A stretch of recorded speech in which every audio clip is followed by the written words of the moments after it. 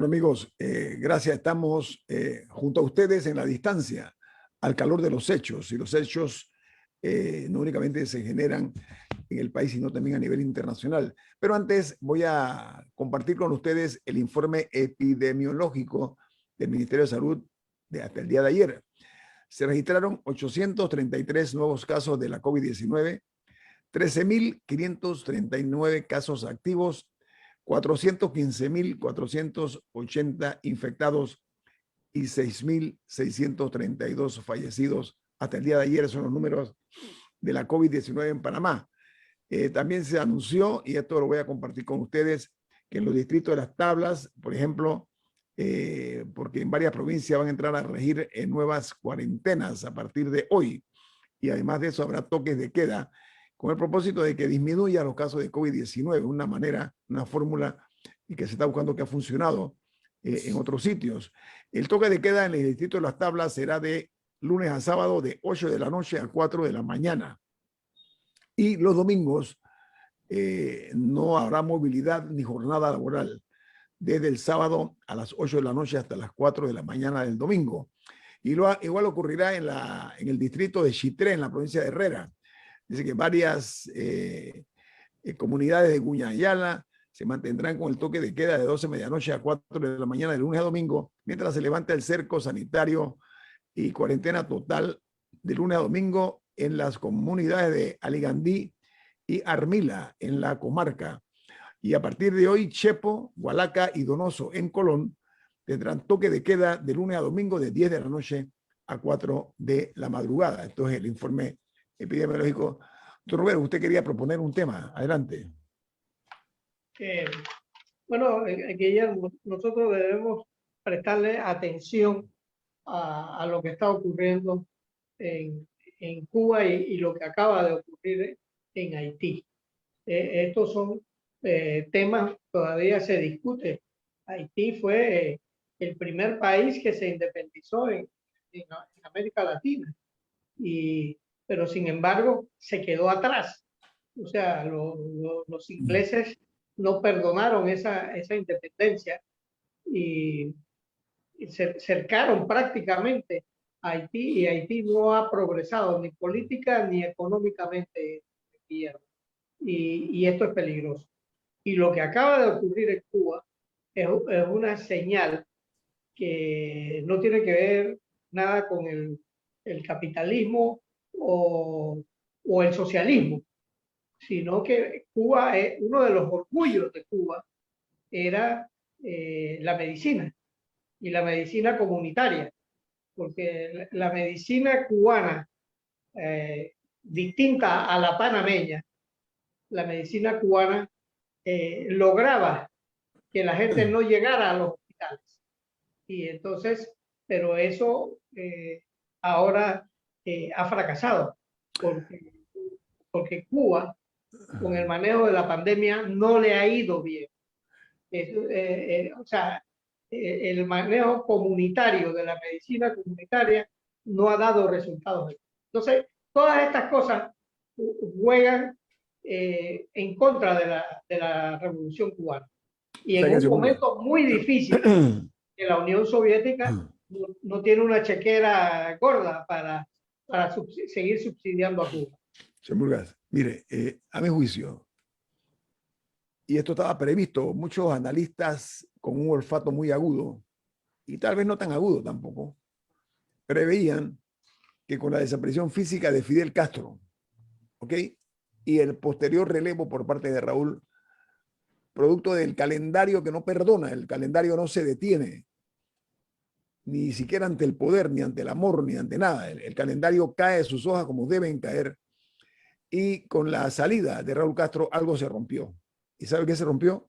El castrismo hasta ahí llegó. Entonces Díaz-Canel, que fue un hombre muy cercano al régimen, no tiene las mismas capacidades ni habilidades políticas, pero sobre todo, aparentemente, el control de las Fuerzas Armadas cubanas.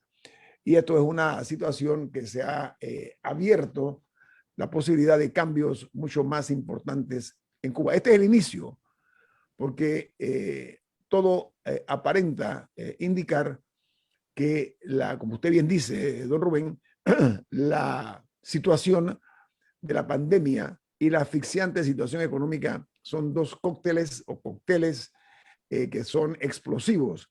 Pero más que todo porque Cuba se vendía como un país blindado contra este tipo de enfermedades. ¿Saben qué? La COVID, al igual que el calendario, no perdona. Y la COVID entró con una violencia muy fuerte en la isla. Y ante la falta de elementos de solución inmediata, el país ha llegado a este extremo. Cuba anunció incluso una vacuna hecha en Cuba, que tiene muchos avances, dicho sea de paso, y hay que reconocerlo en cuanto a la medicina. No tienen tecnología, pero aparentemente tienen buena medicina. Diga, Camila. Creo que es un poco prematuro llamarlo el inicio de nada. O sea, el inicio de algo me parece un poco prematuro. Habría que ver cómo se desarrolla la situación. Lo que sí debo decir es que no se puede descartar el elemento económico en esta protesta. Cuando Cuba acaba de tener, o sea, el declive de su economía durante la pandemia ha sido el mayor en más de 3 décadas. Entonces, eso no se puede desestimar. Claro que hay algo de frustración por lo lento el proceso de vacunación y el hecho de que los casos y las muertes siguen altas, que ese es uno de los reclamos, que se acelere la vacunación, de acuerdo. Pero el aspecto económico sí forma parte del hastío popular en Cuba, el hecho de que entre los reclamos de mucha gente era que no tenían comida, o sea, necesidades básicas. Entonces sí me parece importante resaltar que es algo, una parte crucial de las protestas. Milton. Mira, en lo que los cubanos tienen una enorme habilidad, gran capacidad, es en la propaganda.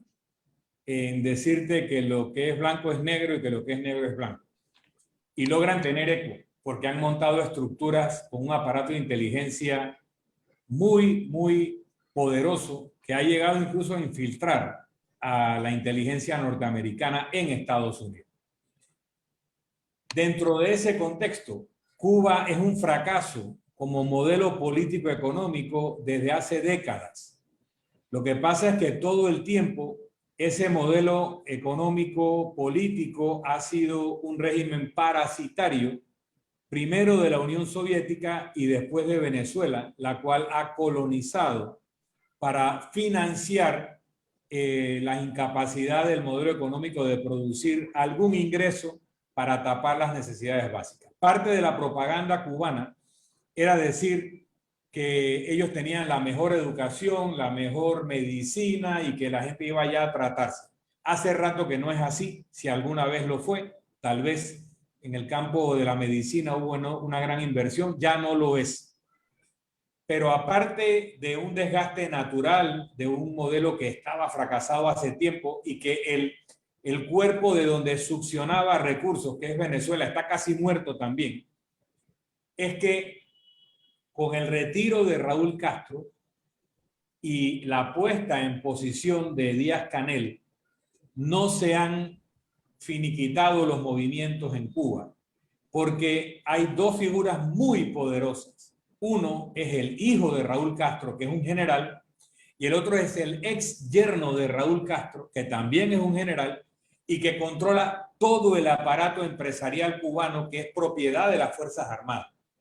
Estos dos generales están compitiendo contra Díaz-Canel para determinar quién va a ser la figura fuerte en Cuba. Así que un país que todo está tan controlado, que se den estas manifestaciones en calle, no porque no haya razones, sino porque el aparato de seguridad normalmente las ha reprimido y sofocado rápidamente, indicarían o un colapso del control del régimen, que no creo que es lo que esté pasando, o una permisividad o incluso impulso de sectores del régimen cubano que quieren desplazar a Díaz-Canel. Ojo, se decía en una noticia ayer que se había cortado la internet y las comunicaciones por redes en Cuba. Y Díaz-Canel en un discurso dijo, estamos dispuestos a hacer lo que sea para reprimir este levantamiento. O sea que sí está preocupado y sí están hablando de medidas extremas. Y créanme, cuando ellos dicen lo que sea, es lo que sea. Van a hacer la masacre que sea necesaria, van a hacer los arrestos que sean necesarios para no caerse del potro, igual que lo haría o lo ha hecho un Nicolás Maduro, pero aumentenle la fuerza. Ahora bien, Permíteme, Milton, permítame un segundito nada más, Milton. Nada más sigo el hilo conductor tuyo. Ayer Díaz-Canel hizo una arenga para que los seguidores del régimen salieran a las calles a combatir al enemigo. Ojo con eso. Te agrego nada más ese elemento. Adelante. Ahora, así como el Foro de Sao Paulo es capaz de montar agitadores sobre los problemas sociales de Chile, de Colombia, de Ecuador, de Perú, como lo hicieron cuando el Grupo de Lima había arrinconado a Venezuela para forzar una salida en la época en que Guaidó era el presidente titular dentro del orden constitucional vigente. En ese momento estaban arrinconados y les empiezan a prender el rancho en los países que constituían el Grupo de Lima. Así como ellos tienen esa capacidad, Estados Unidos también la tiene. Entonces aquí viene la otra teoría, de que en efecto alguna capacidad de infiltración del aparato de inteligencia norteamericano habría provocado estas protestas en Cuba. Nuevamente, no sobre fantasías, sobre realidades económicas muy malas, realidades sanitarias mucho más graves de lo que se ha transmitido, pero se da entonces la muerte del presidente de Haití, por la razón que sea. Asesinato, pero se habla asesinato, de que, Milton. Asesinato. Sí, el asesinato. El asesinato, el magnicidio, como quieras llamarlo. Pero la consecuencia de eso, independientemente de que hubiera alguna relación o no, es que el encargado del Poder Ejecutivo, que era el primer ministro hasta el día anterior, está solicitando a Estados Unidos una invasión, una presencia, una ocupación militar. Si ustedes miran los mapas del Caribe, ustedes van a ver que Haití es vecina de Cuba, que Haití está a un estrecho de distancia con Guantánamo y que una presencia masiva de Fuerzas Armadas norteamericanas en Haití podría incidir en alguna situación frente a Cuba dentro de ciertas circunstancias. Entonces viene el otro sector, el más proclive a respaldar al régimen cubano, a decir, no, lo que ha pasado en Haití tiene que ver con un plan militar de los Estados Unidos y lo que está pasando en Cuba es parte de la política exterior norteamericana que ha vuelto a su época de las revoluciones de colores con la que ellos derribaron los regímenes comunistas de Europa Oriental. Así que tenemos esos escenarios, hay que ir a un cambio, pero hay mucho más que hablar. Tiene más aquí en Info Análisis, un programa para la gente inteligente. Bueno, amigos, continuamos. Camila, usted, un oyente, preguntó algo que creo que le interesa al resto de la población. ¿De qué se trata? Estaba preguntando sobre cómo conocer o si hay un error en la fecha de la segunda cita de AstraZeneca. La recomendación es que llamen al 177 y ahí ustedes pueden cambiar su cita, preguntar qué día es su cita, cancelarla si no pueden ir, etc. El 177. 177. Don Rubén, usted va a hacer un análisis acerca del tema de Cuba, ¿no? Bueno, sí, es que Cuba es culpable de su de las propias situaciones y no se le puede exonerar, pero tampoco es culpable de otras cosas que pasaron. O sea, es inexplicable lo que pasó en Haití. Y allí tiene cosas que explicar Colombia, que se dio el lujo de tener dentro del Palacio Presidencial un grupo de gente y de soldados o ex soldados que salieron de Panamá y que fueron a dar allá. Y que también nosotros tenemos que explicar qué hacían esos ex soldados que no pudieron pasar desapercibidos por Panamá y vinculados también con Ecuador. Entonces, señor Murga, permítame un segundito, por favor, nada más para una precisión dentro de lo que usted está diciendo. Mire, con la guerra del Medio Oriente, los Estados Unidos, producto de la parte política interna de los Estados Unidos, que había una crítica muy severa acerca de que estaban exponiendo a los jóvenes en estas guerras, tal y cual, se creó la figura de los contratistas.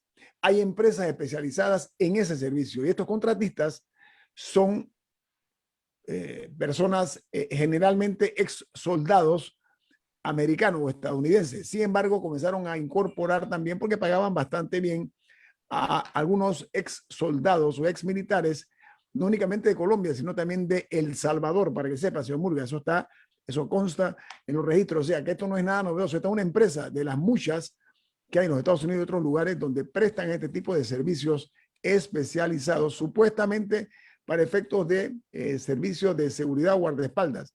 El Esto problema es de que lo que se usaron los colombianos, muy elegante. los colombianos, pero los colombianos estos trabajaban en una empresa que funcionaba en los Estados Unidos y ellos son los que supuestamente suman los veintitantos colombianos, lo cual es sospechoso. Estoy de acuerdo con ustedes, señor Morgan. Diga, Milton. Pero eso de contratistas es muy elegante, son mercenarios. Dígalo No, como Milton, se ha llamado toda la vida, mercenarios. pero es que los llamaron, recuerda, tú eres un hombre informado, en los Estados Unidos les llamaron contratistas y ese era el término. Pero son mercenarios.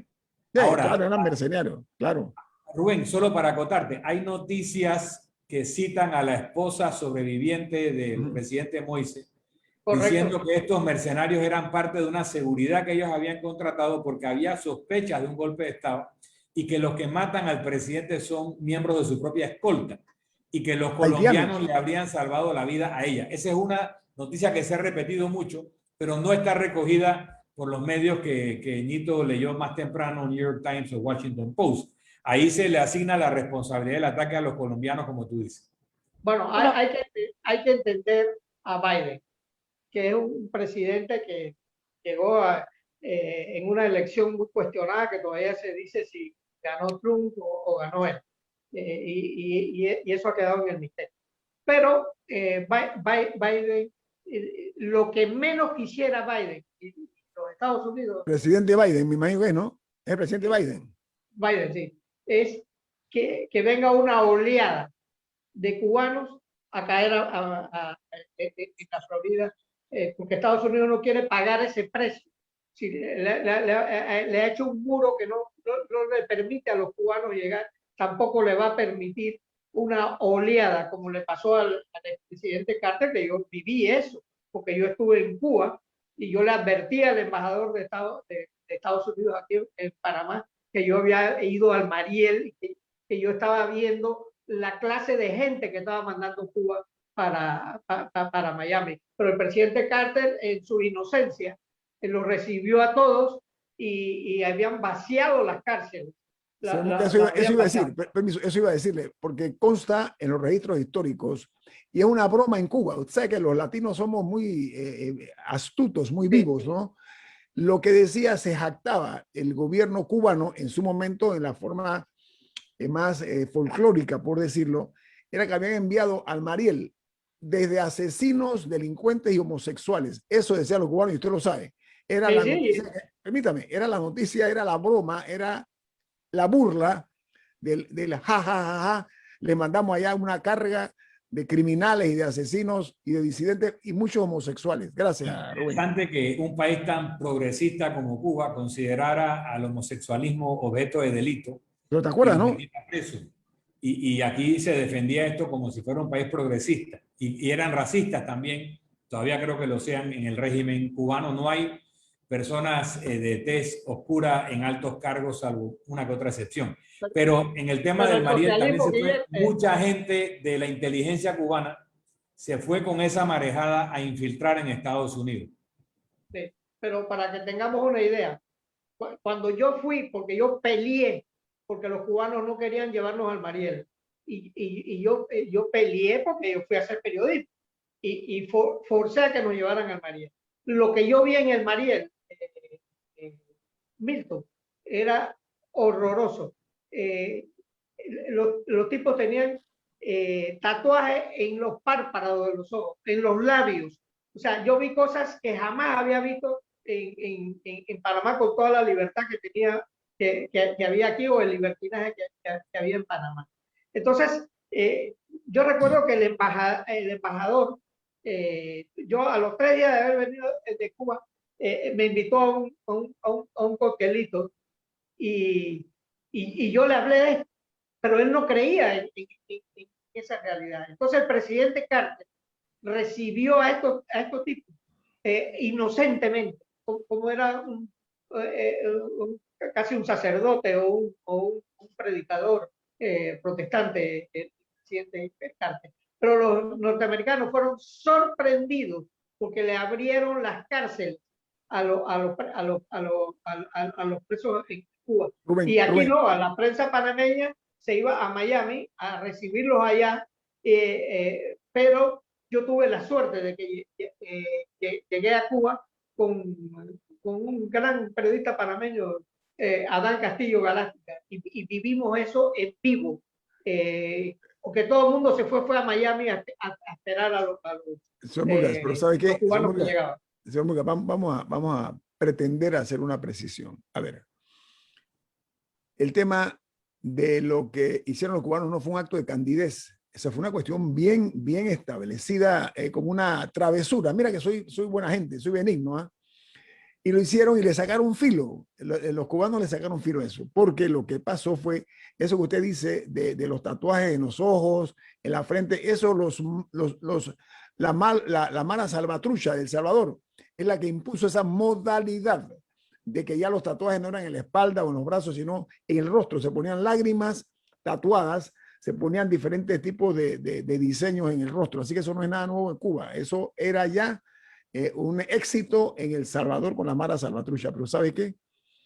Lo que hay que ver realmente, y yo, la parte histórica, estoy de acuerdo con usted. Pero esto también tiene que ver mucho con un régimen que está un poco agónico, producto de que los tiempos le han pasado encima como un camión de 10 ruedas, ¿no?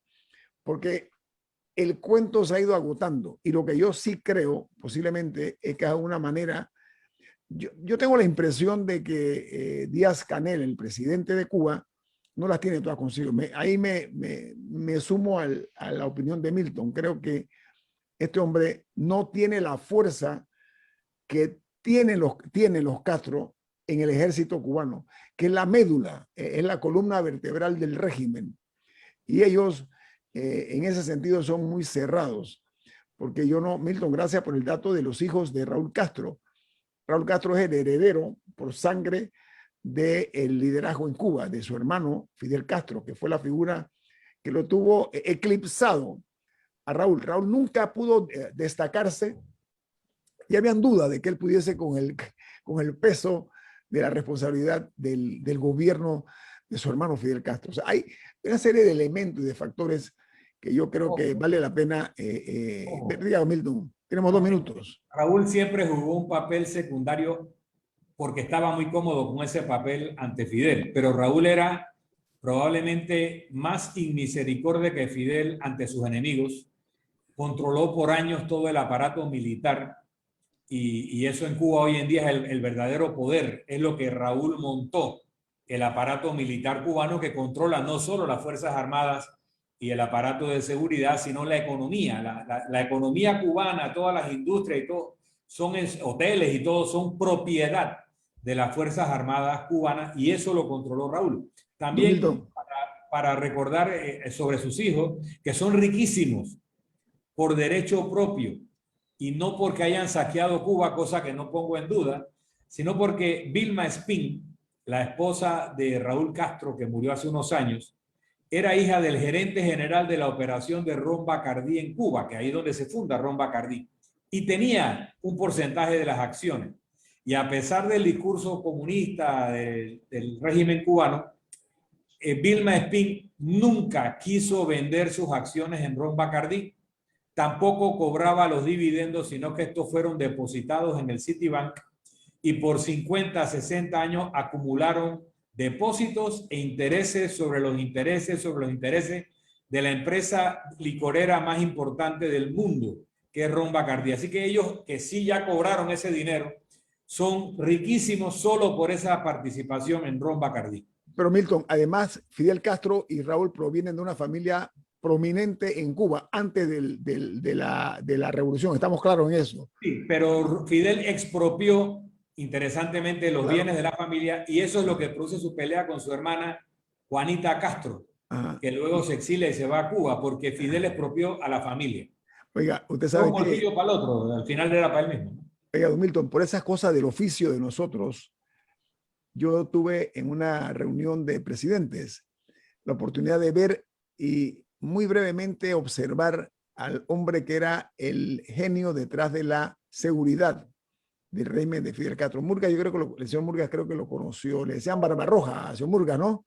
Sí, Usted lo conoció. Sí, yo lo estuve conocí también. varias veces en la casa de él. Piñero, ¿no? Por Cortés, Piñeiros. Bueno, Usted lo no me conoce. acuerdo. Él había Que estudiado en Estados Piñeiro Unidos. quería que Rubén fuera su yerno. Sí, sí, bueno, vamos a dejar las infidencias aparte. El corte Piñeiro comercial es viene la más defensa. aquí en Info Análisis, un programa para la gente inteligente. Este tipo de situaciones que se está viviendo en la región, no podemos nosotros divorciarnos de un análisis cuidadoso, responsable sobre todo, e inteligente, porque lo que está ocurriendo no únicamente en Haití, también está ocurriendo en Cuba. Esto que ha ocurrido últimamente puede tener algún tipo de repercusiones no únicamente en la región, sino también particularmente en nuestro país, porque nosotros tenemos lamentablemente una situación que se presenta en nuestra frontera sur. Estoy hablando de la frontera con Colombia, me refiero específicamente a la densa selva del Darién, donde se han hecho trochas para que ingresen por allí personas que huyen de regímenes como estos y en la búsqueda de cómo llegan a los Estados Unidos, entre otras cosas. Camila. Sí, se ha reportado que por mucho tiempo las condiciones terribles que viven los migrantes en el área del Darién. Y esa situación actualmente también se ve afectada por brotes de COVID-19 que están afectando porque estas personas viven muy hacinadas y claramente no tienen acceso a tratamiento de salud. Incluso de los primeros brotes grandes que se dieron de COVID-19 en el país, unos eran en Darién y eran entre los miembros del Senafront. Entonces hay una situación muy complicada que con esta inestabilidad que se está comenzando a ver en el área del Caribe, Panamá debe prepararse y comenzar desde ya a fortalecer un poco los recursos para atender a estos migrantes que sin duda van a llegar. Seguro va a haber un número mayor de haitianos y posiblemente cubanos que van a comenzar a llegar al área del Darién. Así que Panamá tiene que prepararse y mandar los suficientes recursos para poder atenderlos de manera humanitaria. Esa frontera es muy porosa, Camila, es una frontera muy porosa. De que van a llegar, van a llegar. Sí. O sea, eso es un hecho. De que Recuerden van a en la llegar. época de Clara que llegaron, creo que eran miles de cubanos que hubo que ubicar en el área de La Miel, una población que no tiene más que 500 habitantes. Le llegaron 1.000, 2.000, 3.000 inmigrantes cubanos de esta naturaleza y que llegaban sin nada. Y súmale lo que ha estado pasando, como bien dice Camila, con el tema de haitianos y otras personas de África. Pero sobre todo, es previsible que ante un colapso en Haití y una inestabilidad en Cuba, donde se pierda algún control de sus fronteras, esto va a verse reflejado acá inexorablemente. Entonces no hay que esperar a tenerlos en el jardín trasero para entonces comenzar a pensar en un albergue u otras situaciones. Así que desde ya Panamá se puede ir preparando sabiendo o por lo menos se puede prever que se podría dar una situación, que hay grandes probabilidades de que se dé. Y mejorar la seguridad en el área. Yo creo que eso es importante, la seguridad en el área. Agrégale el componente actual de la situación de COVID en Cuba y en Haití para que le multipliques el impacto de que aquí lleguen 2.000, 3.000, 5.000 personas o más de esas islas a pedir asilo, ¿no? No, porque la situación, si uno ve los videos, aquí se han hecho reportajes internacionales.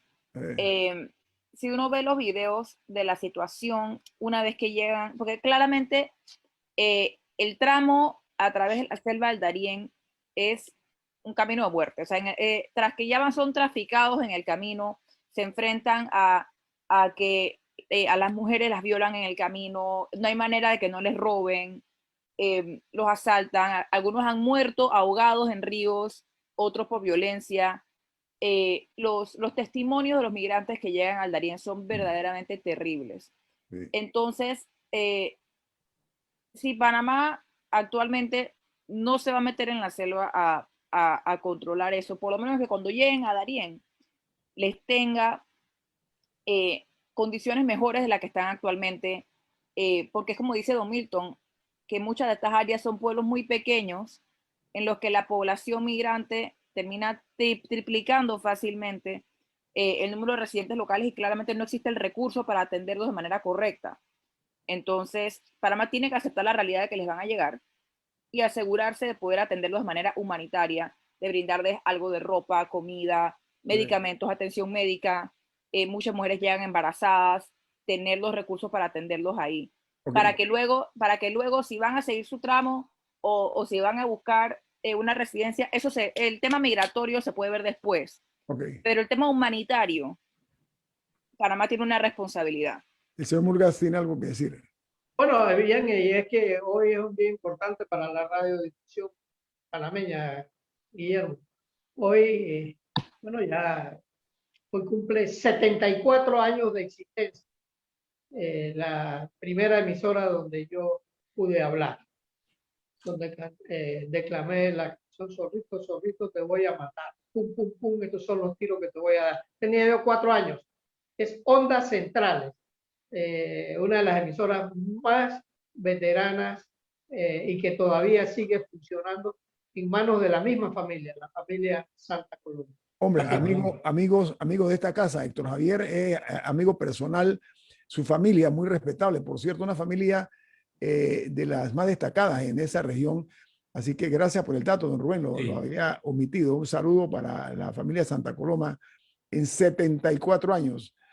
Dice que 20 años no es nada. Bueno, 74 es mucho. Diga, Un saludo también de mi parte para el amigo Héctor Javier, para su esposa Elena y para su hermana Rebeca, personas a quienes estimo mucho, y felicito a esa familia por haber mantenido esa empresa. No hay muchas empresas panameñas que pueden decir que tienen 74 años de existencia, que ellos han mantenido esa bandera en alto para el beneficio de Veraguas y del país. Milton, Rubén y Camila, sabe que me quedó sonando algo que es la pregunta que se hace el diario, el New York Times. El New York Times tiene su titular principal, dice, ¿qué hacían militares veteranos colombianos en Haití? Yo creo que ese es el tema que hay que comenzar a analizar, porque yo estuve leyendo los periódicos colombianos anoche y han sido muy grises, hay mucha opacidad en el manejo de esa información, pero es conocido, Colombia es tal vez el único país de la región donde los militares practican en vivo, con balas de verdad, no con balas de mentirita, no con balas de salva. Es un ejército que está permanentemente en guerra. Así que esos militares colombianos saben lo que es estar en combate casi a diario. Vale la pena destacarlo. A esa pregunta es natural que en un país que es prácticamente un estado fallido, en donde el principal líder del crimen organizado, a quien apodan Barbecue, anunció no hace mucho la unificación de todos los grupos del crimen organizado bajo una sigla G9, y que ha dicho ayer que culpa a un grupo de familias que dominan la economía de Haití de la muerte del presidente Moise y que lo va a vengar. Este ex policía, apodado Barbecue, se erige como el poder fáctico en Haití. Entonces es natural que quien quiera, que no quiere estar sometido al poder del G9, caso del presidente u otras personas, se traiga sus propios ejércitos privados y no constituidos por haitianos que pudieran estar infiltrados por este tipo de organizaciones criminales. Milton. Así que la versión de que los mercenarios colombianos fueron traídos por el propio Moise y su familia para protegerlos de un posible golpe de Estado, etcétera, no es extraño que estén jugando este tipo de actores en esta película que realmente es muy entristecedora. Si nos queda un minuto nada más, Camila. Sí, no, hay que recordar también, no sé si ya lo hemos mencionado en este programa, pero en febrero el presidente fallecido denunció que habían interceptado un intento de asesinato en febrero de este año, que fue cuando inició toda la disputa sobre si su periodo presidencial terminaba en febrero de este año o en febrero del próximo año. Y que él en ese momento denunció que lo trataron de sacar a la fuerza, pero no, hasta donde he leído, no sé, en el momento no se dieron a conocer mayores detalles sobre quiénes eran los responsables de ese supuesto intento de asesinato, pero los indicios aparentemente estuvieron ahí. Bueno, de la ¿sabes qué? situación que ahora está viviendo el país. La otra cosa, tenemos que irnos, la otra cosa extraña, a mi juicio, es que a ver, a él lo asesinan, 12 balazos le propinan para asegurarse en el área del rostro y en la parte del torso, pero la esposa sobrevive, los hijos sobreviven, una cosa rara porque generalmente, como dicen los criminales, no dejan heridos, y eso es muy extraño como esta señora se salva. Tenemos que irnos, Milton, rapidito. Para terminar, en la versión de ella, a ella la salvan los paramilitares colombianos. Y en esas versiones que circulan, a Moisés... Militares, Milton, militares. Paramilitares o mercenarios, como tú quieras. Militares mercenarios. Pero no, lo que quiero recalcar es que supuestamente a Moisés, además de que le disparan 12 veces, le arrancan los ojos y varios de los tiros son al área genital, lo que indica otro tipo de mensaje más allá del magnicidio. Ok, viene Álvaro Alvarado con su programa Sin Rodeos, aquí en Omega Estéreo, cadena nacional.